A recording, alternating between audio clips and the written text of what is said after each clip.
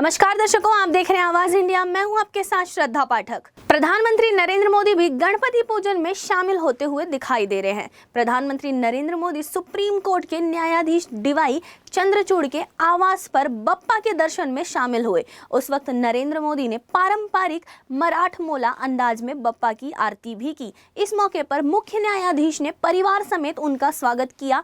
इसके बाद पीएम मोदी ने बप्पा की आरती की। इस समय काफी भक्तिमय माहौल देखने को मिला। इस सब घटना के ऊपर संजय राउत ने ट्विटर के माध्यम से अपना बयान दिया। आइए जानते हैं उन्होंने क्या कुछ कहा।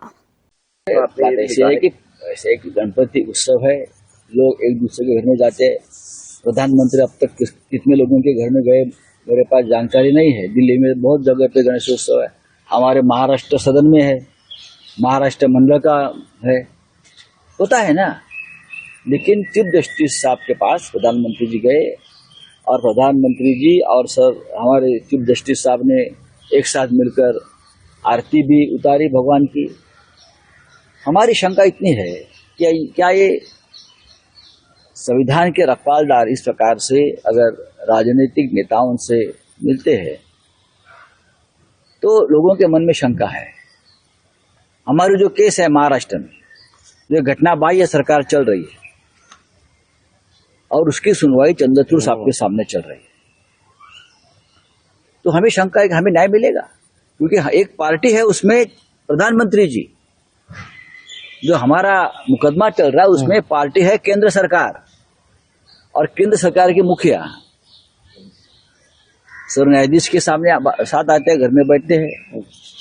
तो सर न्यायाधीश चीफ जस्टिस ने इस केस से अपने आप को अलग करना चाहिए, नॉट बिफोर मी करना चाहिए। क्योंकि एक पार्टी है प्रधानमंत्री इस मुकदमे में, उनके साथ उनके रिश्ते खुलेआम दिख रहे हैं। ऐसे में क्या चंद्रचूड़ साहब हमें न्याय दे पाएंगे? 3 साल से तारीख पर तारीख हो रही है, एक गैर कानूनी सरकार चल रही है।